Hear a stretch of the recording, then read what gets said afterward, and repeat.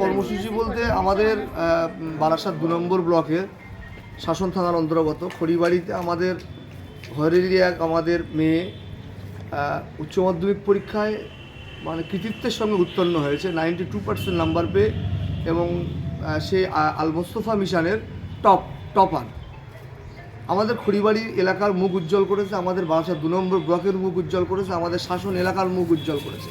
যেহেতু শাসন দীর্ঘদিন রাজনৈতিক অস্থিরতার শিকার ছিল, আজও তার রেশ কিছু না কিছু বহন করে চলেছে। তার মাঝখান থেকে প্রতি বছরই আমরা এখানে দেখতে পাই যে আমাদের কিছু না কিছু ছেলেমেয়ে যারা মূলধারার শিক্ষায় উঠে আসছে, যারা তাদের পড়াশুনোকে আগিয়ে নিয়ে যাচ্ছে। তার জন্য আমরা খড়িবাড়িবাসী হিসাবে গর্ববোধ করি। এই যে উম্মে সুমাইয়া যে রেজাল্টটা করেছে, যে কৃতিত্ব অর্জন করেছে, সে আমাদের এই ইন্টার এলাকার মুখ উজ্জ্বল করেছে। কোন সংগঠনের পক্ষ থেকে আমরা সংবর্ধনা দিই? আমরা পশ্চিমবঙ্গ সংখ্যালঘু বুদ্ধিজীবী অ্যাসোসিয়েশনের পক্ষ থেকে আমরা আজকে এই সংবর্ধনাটা এখানে প্রদান করলাম। আপনার নামটা জিজ্ঞাসা? আমার নাম মাহমুদুল হাসান, আমি এই সংগঠনের চেয়ারম্যান।